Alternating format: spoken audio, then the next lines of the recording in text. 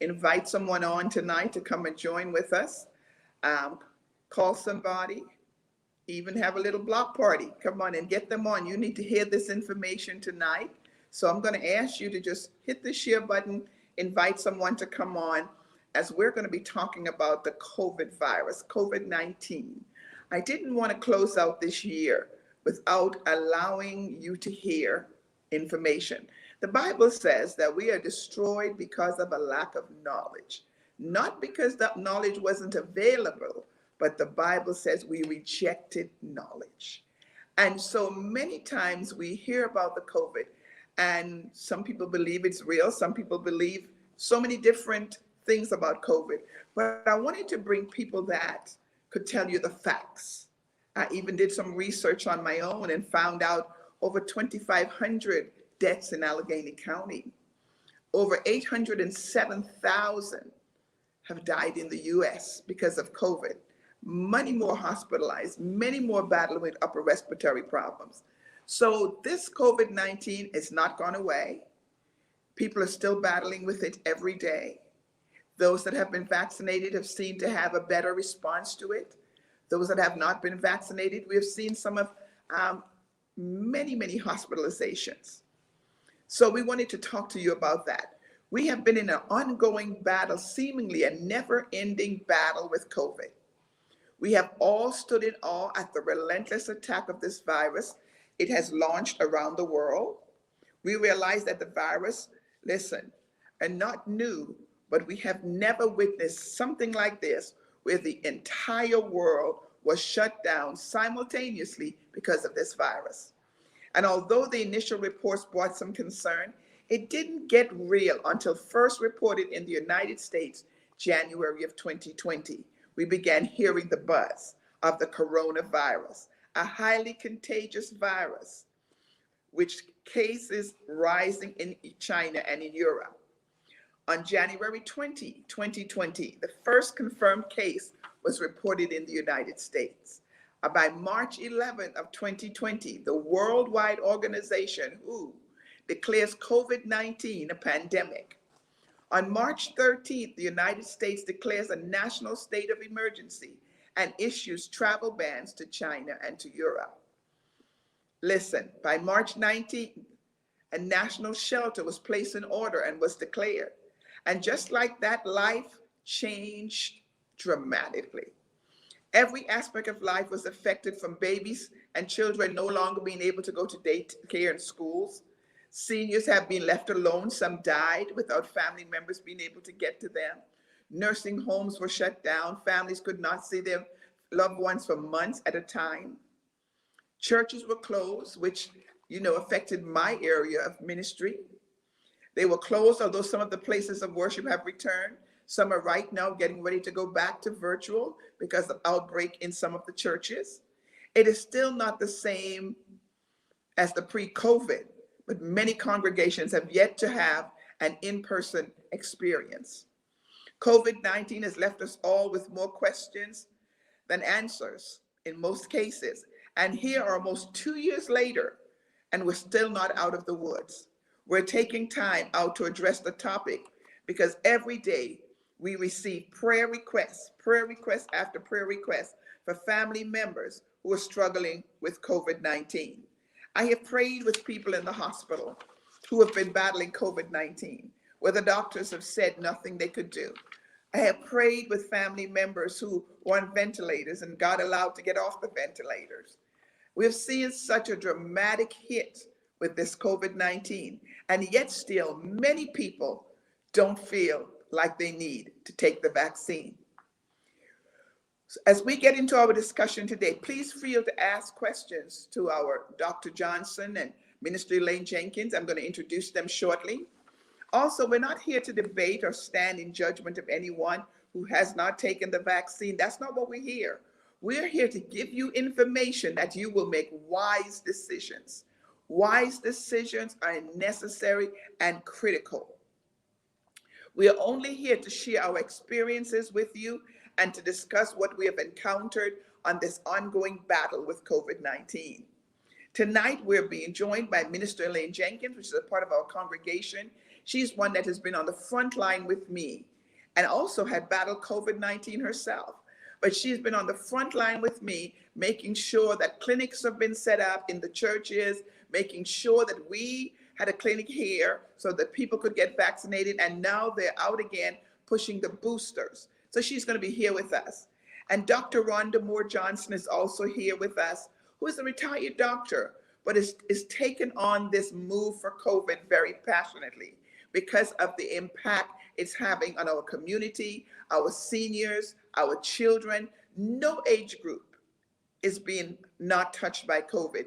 There's everyone that I know, someone in their family, someone that they know, a co-worker, it affected. We had a rise in abuse. Domestic violence rose because of how many people were shut down from COVID.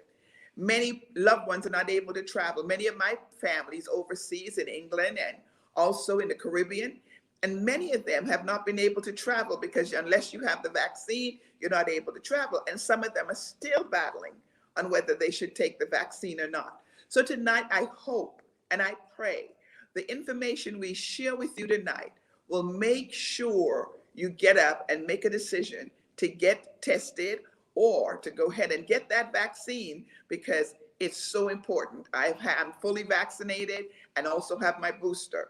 I'm not asking you to do something that I wouldn't do myself. And here's why I took it, not just for me, but my grandchildren, the people that come around me. I want to make sure I can still see them, they can still come because we're all going to be fully vaccinated. That's what it's all about, looking out for each other. So tonight, would you help me welcome Minister Elaine Jenkins and Dr. Rhonda Moore to our show tonight. Thank you, ladies, for being with us tonight. So glad to have you all on board. Minister Elaine, why don't you tell us a little about yourself, and then we'll have Dr. to talk about Dr. Johnson, just to share a little bit about her also. Okay. Good evening, everyone. Thank you for inviting me. Thank you for the opportunity. My name is Elaine Jenkins, and I am a registered nurse. I've been a nurse for many, many years. I have over a 40-year career in the medical field as well. I'm also a project director as a consultant for BCM, which is Bethany Community Ministries. And we are a team of people who go out into the communities and vaccinate people.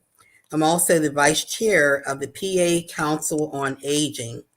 And I'm on the board of the advisory board of the Faith-Based Collaboration, as well as a member of Gateway Medical Society and the Pittsburgh Black Nurses in Action. I've also been a member of the CRAB, which is the Community Research Advisory Board, which is located at the University of Pittsburgh. So I have an extensive career in the medical profession. Thank you. So good to hear all of that. And just being a part of our church, you've been such a critical and vital part of helping us understand COVID. And that's one of the reasons we wanted to have you on tonight. Is Dr. Johnson on? Is she coming on? All right, we're just waiting for her to come on board.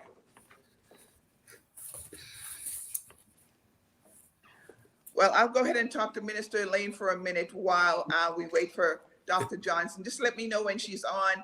We're just having a little bit of technical difficulty. She was just on a minute ago, but we'll wait to get her on. But let's go on, Sister Jenkins, and let's talk about, since you've worked in the medical field as long as you have, what has surprised you about this COVID-19? Well, the COVID-19 virus has surprised me. I tell you, I've never in my career seen anything like this before. The unpredictability, I think this has me stumped.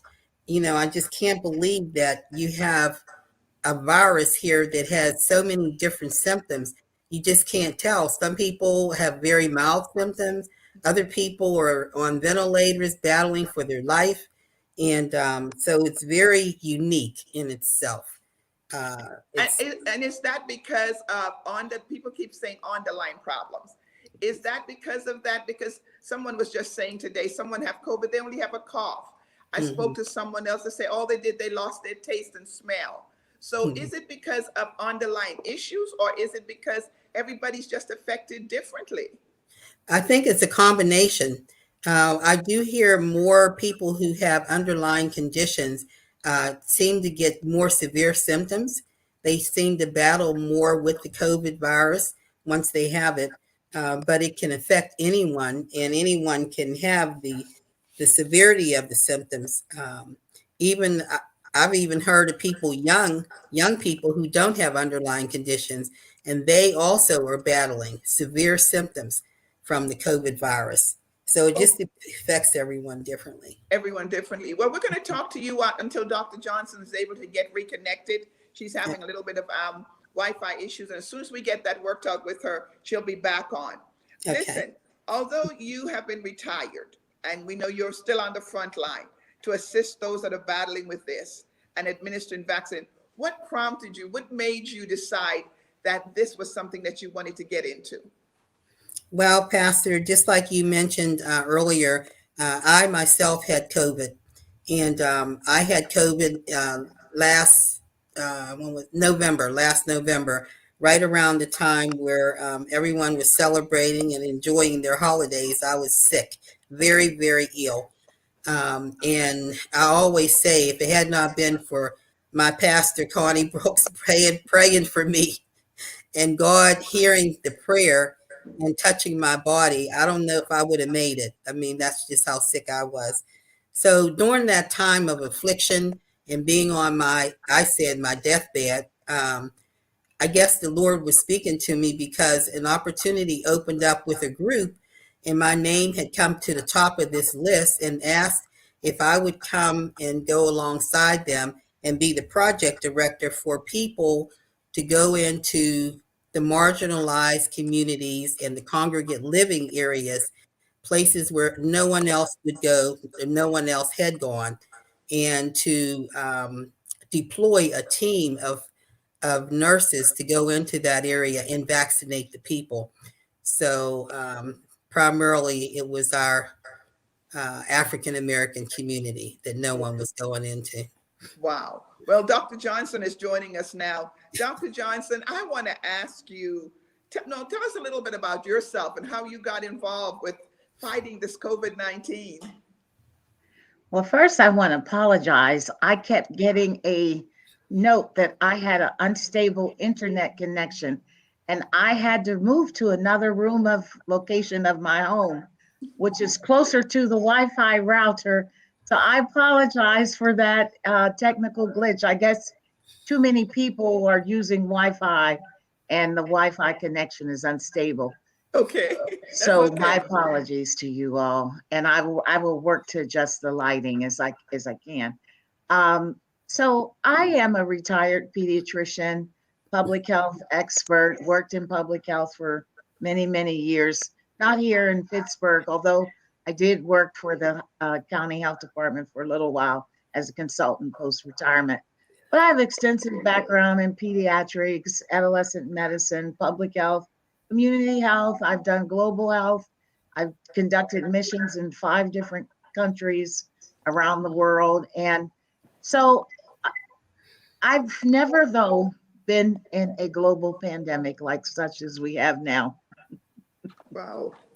And this is a first. And I think it's a first for all of us, but yes. Tell me something in watching all that's happening with this COVID-19. What are some of the side effects that you're seeing? Because we're seeing so many different side effects to COVID-19. Well, first of all, the political division, I think, is a major, quote, side effect. The economic consequences of this pandemic, the mental health consequences of this pandemic, the disruption for children in terms of all over the world, the impact on their learning. We've also seen a huge increase in substance abuse, overdoses. We've seen an increase in domestic violence. Yes. So it's not just the health impacts of this pandemic, it is the total impact of this pandemic. It's exacerbated all the existing inequalities that occur not only in our society, but around the world. So, for example, many working women have experienced so much more stress because they have to not only work from home, they have to uh, educate the children, watch the children. There's been a disruption in available childcare. Many children had a disruption in their food source Yes. because children get, food at school. So it's been very disruptive, not only here in the United States, but around the world. Now, tell me something, Dr. Johnson. Although you're no longer in the hospital on a day-to-day basis, can you give us your thoughts on what people are experiencing right now? What are you hearing regarding this COVID? Any changes, anything going to change anytime soon? Because I think people are getting a little tired. We may be tired of the virus, but the virus isn't tired of us. That's what we must remember. That Yes. this viruses, just to give a little bit of biology, we must always remember this is a biologic situation here. Viruses are biologic creatures. They are one of the lowest life forms on Earth only because, that doesn't make them less powerful or less lethal. They require a host to survive. They can't live on their own. The biology, the life cycle of a virus is dependent on a host. Now, this SARS-CoV-2 virus prefers a human host, but it can also live in deer. It's been, you've heard about at the zoo. It's Yeah. in lions and tigers. It's been in dogs and cats. It's been in mink. So this virus now has many hosts, which means that it's going to be around forever. So there will be an end to this pandemic once the virus has no one left to infect. The problem is we live in a global world with almost 8 billion people. And the human race, we're all one race of people. None of us had immunity to this virus. So until either people are dead, there's no one left to infect, or people are immune, we are going to have this pandemic. So what we're seeing is a severe limitation of the healthcare workforce, because the healthcare workforce is mentally burnt out, as well as a lot of them have died. Across the world, we've seen a huge death rate among healthcare workers. Here in this country, probably the data are never publicized, but my guess is in year one, we lost at least 3,500 healthcare workers. And Delta, the impact of Delta was worse than the original virus. So we may have lost another couple thousand healthcare workers just here in this country alone from COVID. It is numbered. It's over 800,000 have died in the United States. Absolutely. We have a And question. worldwide, 5 million people. Wow. We have a question for both of you. And the question is, along with the vaccine, what natural remedies are you all against natural remedies at all when it comes to this virus? Minister Elaine, Jenkins, you why want to don't go you? first? Yes, go ahead. Okay. No, I'm not against natural remedies. I believe that natural remedies have their purpose as well. And am one who was taking and still do take vitamins. I take vitamins A, B, A, D, E, C. So, and also zinc. I take echinacea. So I do believe in holistic health. But along with that, I believe in wisdom and I believe in vaccines as well. So, yes, I do believe in holistic health as well. Dr. Johnson? Yes, I believe because our original medicine came from plants and herbs. So I am not opposed to people using plants and herbs, but people must understand that that will not prevent you from getting the virus. You can drink lemon tea, you can eat garlic all day long. And Elaine and I both have recovered from COVID. And we both take, vitamins, supplements. That will not stop you from getting COVID. Let's just be very clear. A vaccination won't stop you from getting COVID. It stops you from having severe disease. If you are around someone who is infected, what people must know That person, when there's just normal talking, let alone coughing, sneezing, yelling, singing, releases billions, let's just say millions, Yes. millions of viral particles in the air. A person who is infected with COVID may carry billions of viral particles in their body because that's what this virus does. It takes over your cells and it replicates. So in your nose, you may carry up to 7 million virus particles that can be released into the air and infect other people if they don't have a mask on. So if it's airborne, okay, for instance, if somebody coughed and you walk into the room behind them without a mask, can you breathe that in? Yes, right, Elaine? Yes, absolutely. Yeah, Yes, you're just absolutely. breathing a nice little stream. Think of Yes. it like cigarette smoke. So you can't see the viruses, but imagine a plume of cigarette smoke. When someone's smoking, you can just see the smoke. Going Well, all that's the over. same thing for the virus. Mhm. You can't see it. You Can't can't see see it. it, but just imagine a cigarette, nice little plume of viral particles being exhaled as you talk, sneeze, cough, laugh, sing in church. So tell me something. What about, okay, we're wearing the mask, sanitizing.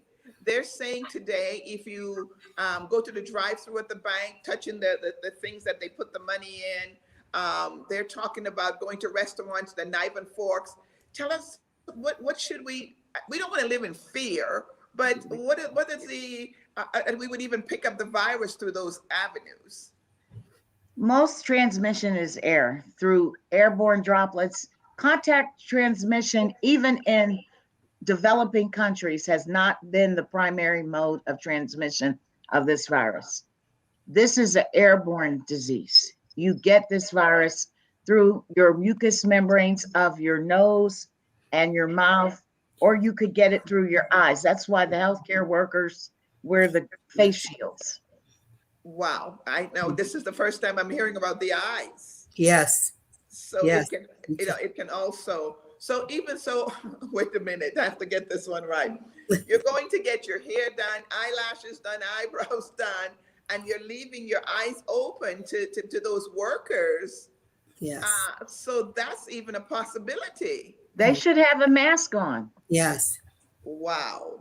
You Most of the must. ladies I see working, they have the mask over their nose and mouth, but for the client does, but the workers don't have anything on. Oh, they should. The workers should have a They mask on. definitely should have Yes. a mask on. Okay. And a proper mask, because some people put the mask over their mouth and their nose is still exposed. So that's improper masking. Wow. We always say you have to have it. Here's a question for both of you. Were you vaccinated before you got sick? Elaine, why don't you go first? No, I was not at the time. I was not vaccinated when I got sick. No. Because the vaccine wasn't It out wasn't. when you got COVID. Right. In That was November. before the vaccine. Right. Okay, what about you, Dr. Johnson? Were you vaccinated? I was doubly vaccinated. But what was interesting, they now know that the vaccines only work for about 5 to 5.5 months.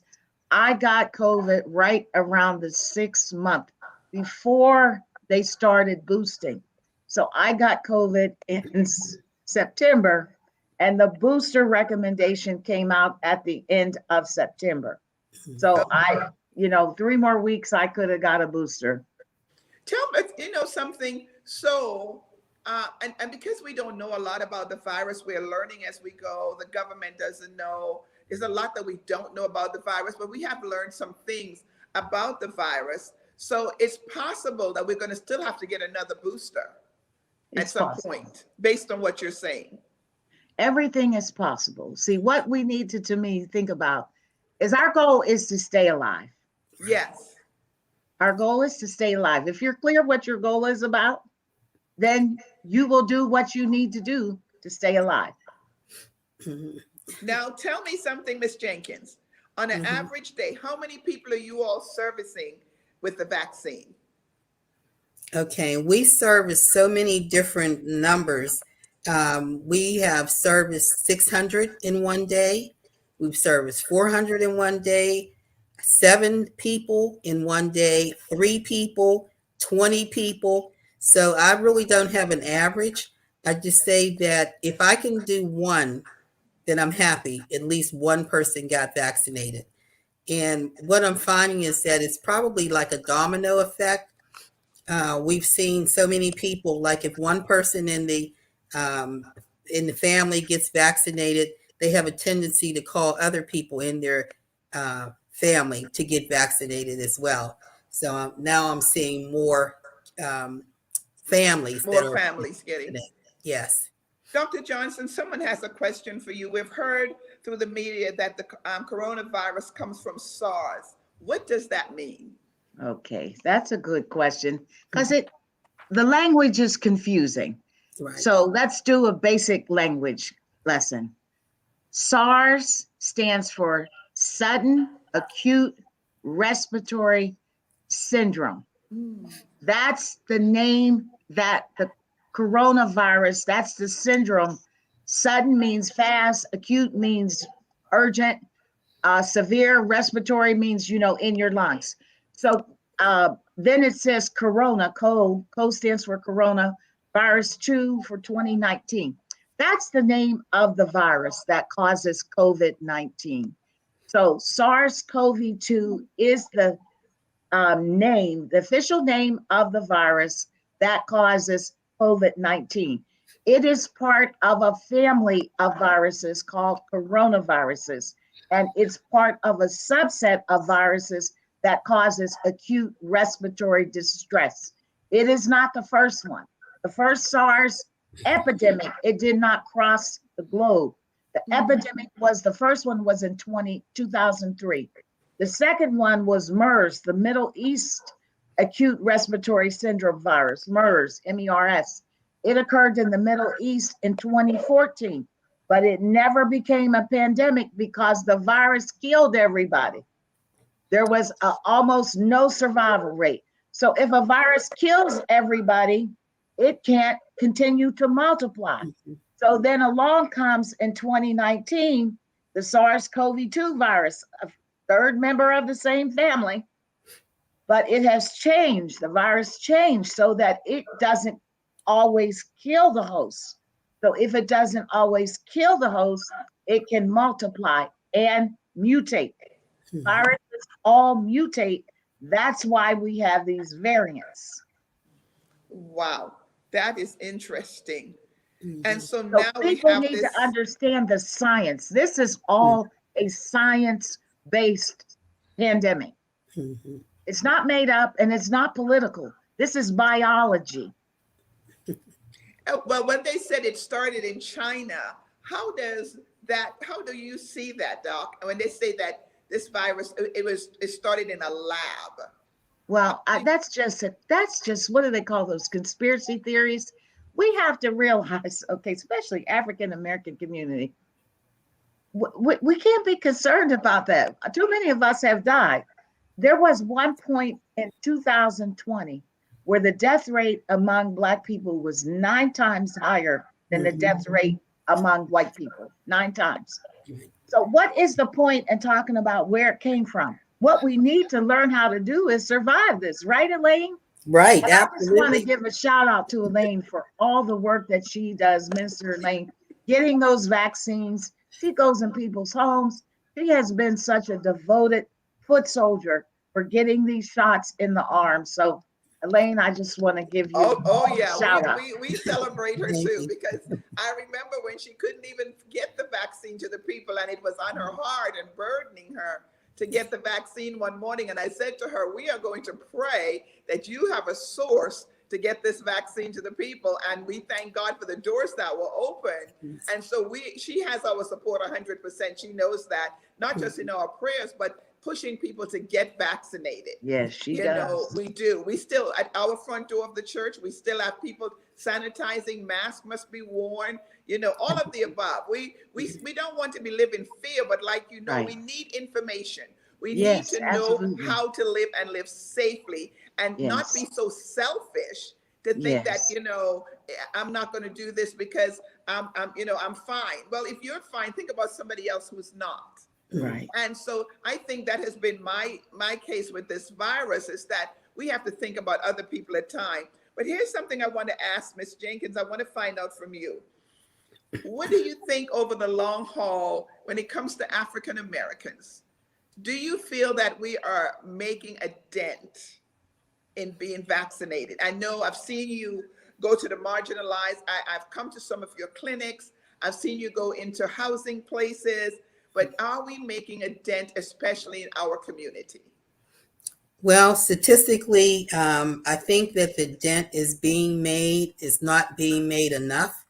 But I really know that what I'm seeing in the community is that there are more people that look like us, in the African American community, that are coming forth and getting the vaccines. So, as far as making a dent, the statistics are still very low for the African American community, and we have pockets of areas where they're even lower. We have people in certain age brackets that is low, very low. The younger people, I guess 20 to 40 years old, are the ones who are uh, anti-vax. They don't want to have the vaccinations, but uh, I have seen a growth in the community of people who are coming to get their vaccines. As I mentioned, there are families now that are coming to get their vaccines. So, I need both of you to share with us about the variants. We are hearing about the variants now, and that it's worse. It can hit us a lot harder. I need both of you to give us some idea. What is that about? Where is this coming from? And how can we even handle what's next? mhm. Well, Dr. Johnson is an expert in this field, so I'm going to let her answer that. I'll let Dr. Johnson, because she's an expert. She knows all about these variances and mutations. Okay. I did major in biology in college, but that I was can a long time tell. ago. All right, but as I mentioned, any of us can produce variants. All you need to do is get COVID. And as the virus mutates, again, it produces billions of copies of itself in your body. And anytime you have that much replication and reproduction, something can go wrong. So there are hundreds of thousands of these COVID-19 variants, but most of them don't cause any problem. The variants become a problem when they, number one, increase the transmissibility. That means they're more contagious, okay?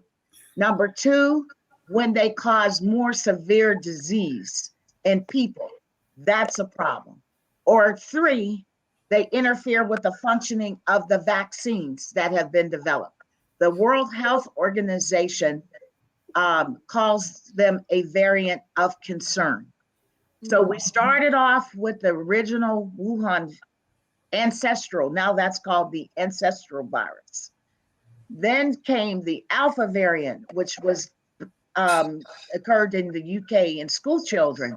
Then came the South African variant. And there have been a whole lot of variants, but the big ones are Delta and Omicron. So we were under a Delta, I call it a hurricane, from basically May of 2021 up until this past week.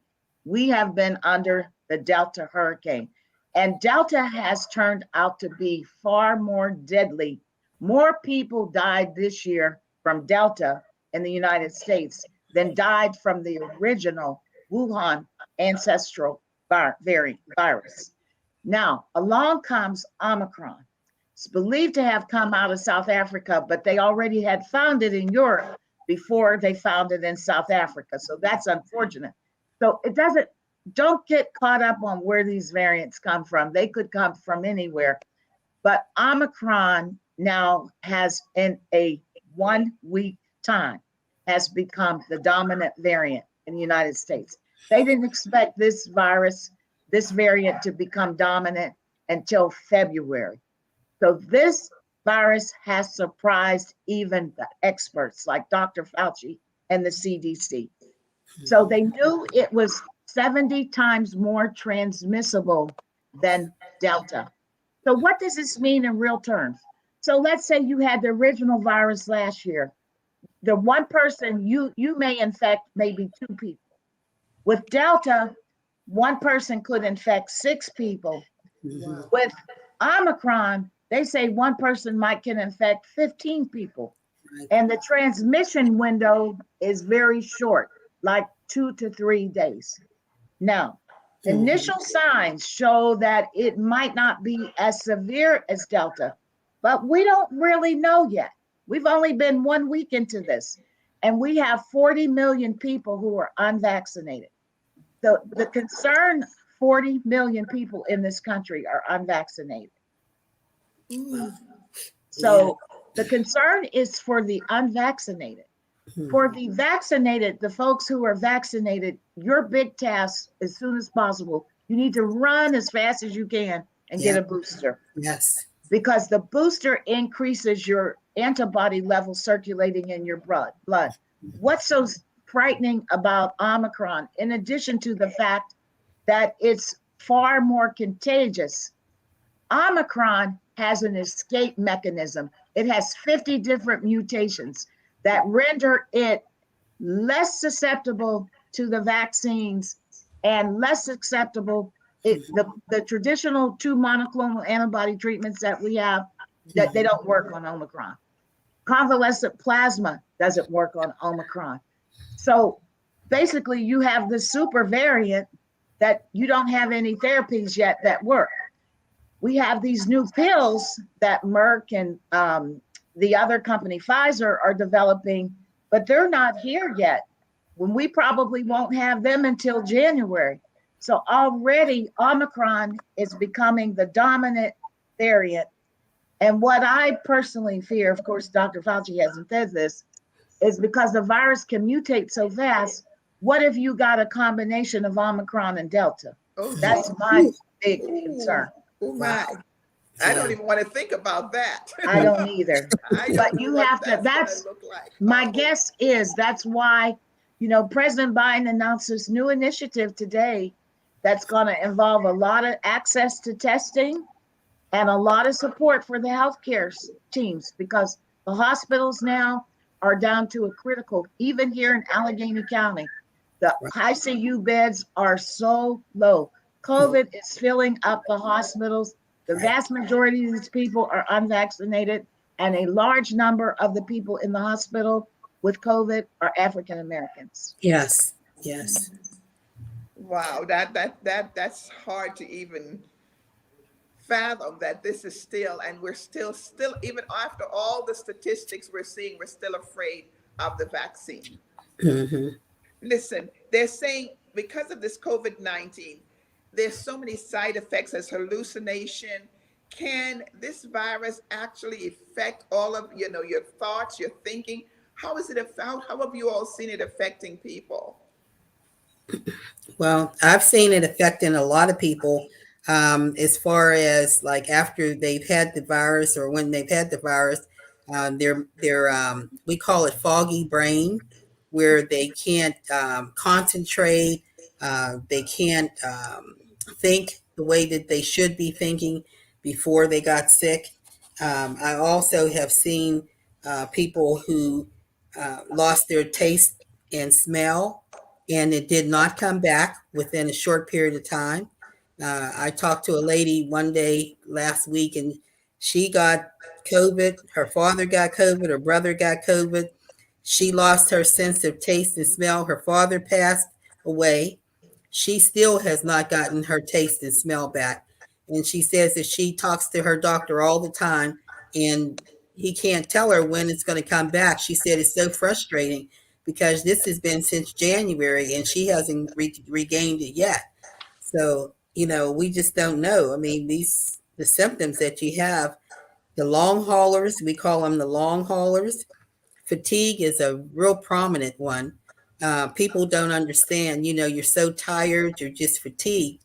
and they don't understand why after a couple weeks they should be back up on their feet.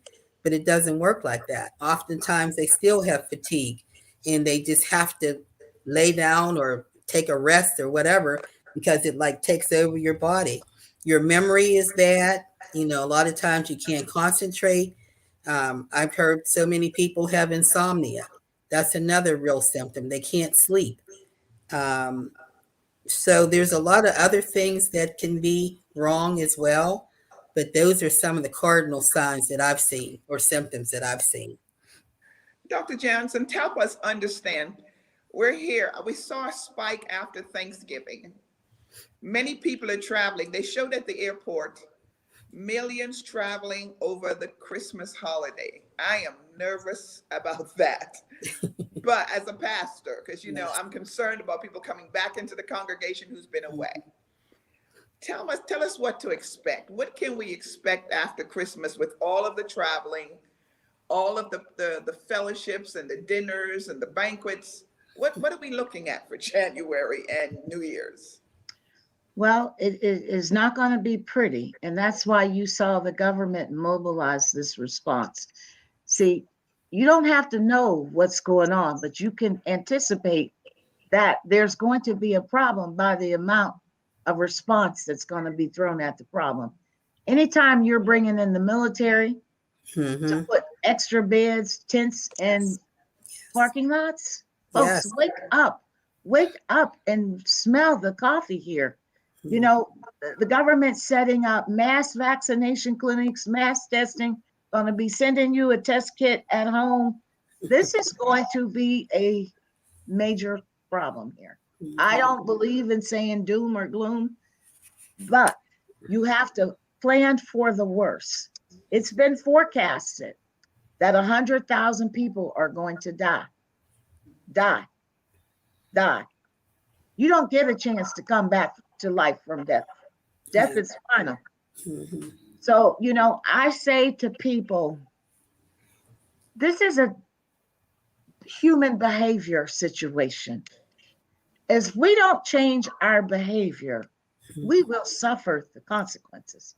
We act like we can't change anything about our lives. And I know it's a temporary inconvenience to change some of the things that we do. Sometimes you just have to stay home. You have to be still to be safe. And that will be my message to people. I understand everybody doesn't have everyone vaccinated in their family. If you've been able to get everybody vaccinated in your family, then praise the Lord for that. Amen. But a lot of us don't have the situation where everybody's vaccinated. So if you're going to be gathering and you have people going to be coming over that aren't vaccinated, then make sure you open up a window, folks. Everybody can be cold. It doesn't matter. Maybe they won't stay that long if they're freezing. But get some air into the house. Get some air into the house. Circulation. And then after people are done eating, have them put those masks on and try to space people apart. So if the goal is to eat and gather, then eat, gather, and go home. And people who are high risk, if they're elderly or if they have chronic disease, they should basically keep their mask on. Maybe take the plate on home. Eat before you go so you're not hungry. And then keep your mask on, fellowship a little bit, and go on home. So they're looking, because we're getting ready and we probably are already in flu season, what we call flu season. So basically being with the flu season and the variants and the COVID, we don't know what 2022 January is going to look like. It's not going to be pretty. We do know that. We have a variant that is doubling every 2 days. It's not going to be pretty. I'm not going to sugarcoat this. People need to know that their life could potentially be in the wings here. So this is the time to act now. I'm not trying to scare anybody. I'm Right. trying to save the lives of people. So if you haven't gotten vaccinated, your time is running out. Right. Get vaccinated because you need 2 shots of the messenger RNA, either Pfizer or COVID. And the CDC then already came out and said, choose Pfizer or Moderna over Johnson and Johnson. But folks, if you will not take a messenger RNA vaccine, if you're not going to get a COVID or Pfizer, Moderna, then get the Johnson and Johnson, because any vaccine is better than no vaccine. Right. And then get your booster now And your flu shot. and your flu shot. Thank you, Elaine, because Wow. Elaine is giving out flu shots too. Yes. That, and this is making it just so hard because I am really concerned about what I saw happening after Thanksgiving and how many people were getting sick. And then we're looking at Christmas and we're seeing how the airports are packed. We're seeing the planes are packed. Mhm. They're not even leaving the middle seats open anymore. Everyone is in proximity. My granddaughter was telling me she wears her mask all day in school. And she was saying some of the kids, they don't wear their mask. Right. And so the kids kind of tease you because you have your mask on all Right. day, but Right. her That's dad will not let her go to school without her mask on. Right. And there are kids that their parents don't feel that they need a mask, but they're not vaccinated. So Mhm. even the children now are even concerned about what's going on even in the schools. How do you see that playing out in the future with the school children? And because now they can be vaccinated from what age? 5. 5 years. 5 years enough. Mhm. Okay. How will So you you all can see get the effects on the children? none. Mhm. There's no effects on the children. There is a small group of children that may have a temporary heart problem. Mostly it's boys, and they're older children between the ages of 12 and 20. But these things are very rare, and it's called myocarditis, a serious condition, potentially, but it's rare. Most kids don't have, they get the shot and they act like they never even had a shot. They don't even have anything but a slightly sore arm. So the children have done very well. We have a problem. There are more children now getting COVID than ever before. There are about 750 children and teens that have died, which isn't a lot compared to the 800,000 of them. But no one wants to lose a child. And most of the child and teen deaths are Black and brown. Right. So, Right. we're, no matter which way you slice it, Black and brown people are having the worst outcomes from COVID. And I want to say one more thing to the long COVID, that symptoms that Elaine mentioned. Men call me, reach out to me in private. Men, a big problem post COVID for men is erectile dysfunction Mhm. or swollen, painful testicles that can last maybe a month or two. So Mm. men, you're not immune to post-COVID problems either. And it bothers men quite a bit to have sore testicles and swollen testicles and erectile dysfunction. Mhm. And this is all because of the COVID. Yes, Yes. because the virus infects a lot of different body organs. The blood, the heart, the lungs, the liver, the gastrointestinal tract, the skin, the blood vessels, the Mhm. kidney cells, and the brain. Mhm. Wow. Yeah. And the upper respiratory, because mostly everyone that calls the church or the prayer line is complaining of upper respiratory problems. Yeah, Right. because Right. that's right. That's where it attacks. That's a respiratory virus, and it Right. attacks the lungs primarily. A lot of people say if you use steam, a lot of steam, what does that do? Maybe you all can help us with the upper respiratory part. When I had COVID, I kept my humidifier on, and it was very, very helpful. It loosens up the secretions. It moisturizes because you're coughing your brains out. Mhm. And it loosens up the secretions. So a humidifier or steam can help. It really can help. Mhm. Okay, so now, so those of you that are asking, you can hear that tonight. To make sure you have a humidifier in the house Mhm. and have those things before you need it. Have something like that in there. Right. Well, Right. I'm going to ask each one of you to tell me as we're getting ready to close shortly. How do you feel about what's going to happen next in America with all that's going on? I need you all to give us some closing remarks on what can we do. Tell us something that as we get ready to go into 2022, I know you said January looks a little bleak, But where do you see us going? Is there more medical help coming? Are there more testing being done daily to help us? We need to know that. And then Ms. Jenkins, they also want to know, where are the next clinics? We need to get the clinics where the boosters can be given. If you could give us some of those before we close. So maybe you will start, Ms. Jenkins, telling us where the boosters are, the next clinics coming up. Do we need to do another one here, Jubilee? Tell us what we need. We want to know that we are making the boosters available. And then also, I would love to see the children have a clinic here, maybe get the children on the hill. Tell us what to expect, Ms. Jenkins. And I'm going to have Dr. Johnson close us out. And what does it look like for us to have a better 22? Okay. I just completed another clinic yesterday at the Kingsley Center, and that was successful. We didn't have as many children as we needed to have because the children were primarily in school. We had our clinic between 2 and 4. So we're going to have more clinics that are after school times for the children. So right now I'm on a hiatus until January. I'm not going to be doing anything. I'm done for now. Okay. So maybe in the beginning of the year, something on a Saturday or Sunday after church. Yes. To kind of get the children that are already here and the families involved in that. Maybe we can take a look at that. Yes, we can do that. Yes. Okay. Yes, we can do that. I just want to make sure it's available because when Dr. Johnson started talking about how bleak it looked, I started getting nervous, as a pastor. Right. We should be nervous. And I don't want people to wait.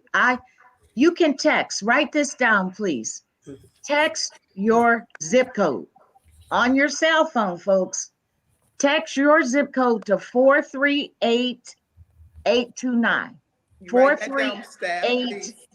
438-829. It'll tell you, if you put your zip code in the message, where you can get vaccines tomorrow. It'll give you 2 different sites where you can get a vaccine near you. So you don't have to wait for Minister Elaine she needs some rest. I do. So you don't have to wait for her to have another clinic. Go get you a vaccine now and take your children. There will be a clinic tomorrow. There will be a clinic the next day, So don't wait. We have a tendency to wait when we need to act now.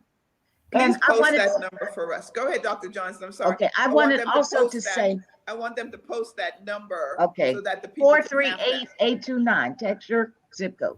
All right, we've got that. Go ahead, Dr. Johnson. The other things people can do to get ready, because you don't know if you're going to have Omicron or not. Some things you should have in your house: a thermometer, a teeth thermometer. Just get a thermometer so that if you get COVID, you'll know what your temperature is. You want to make sure that you have enough supplies on hand. You got babies, because you're going to be quarantined for 10 to 14 days. You can't leave the house. So what do you need to have in your house to stay? If mama gets sick, there's who's going to help her? So if she could have, some couple cans of soup or some crackers or some baby formula, diapers, some Gatorade, whatever it is that the people will eat in your house. But some crackers, some Tylenol or ibuprofen, one of those, a thermometer, food to eat.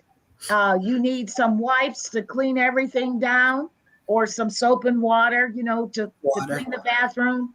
You need to think about where in your home would you isolate right a person with COVID. And who is your doctor? It's so important that you have a doctor. So you have to have a plan, folks. Having a plan will be helpful in case you get COVID. Who can call for backup? Who's going to be able to deliver food to your door? Right. Who can help you out when you need help? That is so important, because so many times people are alone and people don't even know. We had a few people who died alone because no one knew they got sick. And by the time the family found them, they were already gone. We got called on some of those calls regarding people. We didn't know them personally, but some of them found our family members gone by the time nobody was able to access them. Right. So and then know the symptoms of when you're getting worse. So if you can't breathe, you need to call 911. Right. You know, if you can't breathe, if you're short of breath, or if you're getting confused and you're just, you know, like you feel like you're going to faint, you're going to lose consciousness, you don't have to die at home alone from COVID. The other thing is know where to get tested. Right. Find out where you can get tested, because if you get diagnosed early, there might be a treatment that could help you stay alive. Mhm. Do you have to have symptoms to get tested? No. No. No. Mhm. No. You can go I. get tested. Mhm. I have heard that there's people that got tested, was negative one day, 2 or 3 days later, they were positive. That's Well, true. how does that happen? The virus, you have to have enough virus in your nose for the test to be positive. So it's best to Oh, wait, you know, like let's say I was with Elaine and Elaine tested positive for COVID. Today is Tuesday. I would not go and get tested on Wednesday if Elaine got positive on Tuesday. I would wait, you know, 2 or 3 days before I got to test. That Mhm. way, if I have COVID, there's enough virus in my nose for me to test positive. Mhm. that's where I understand now. I'm getting better information.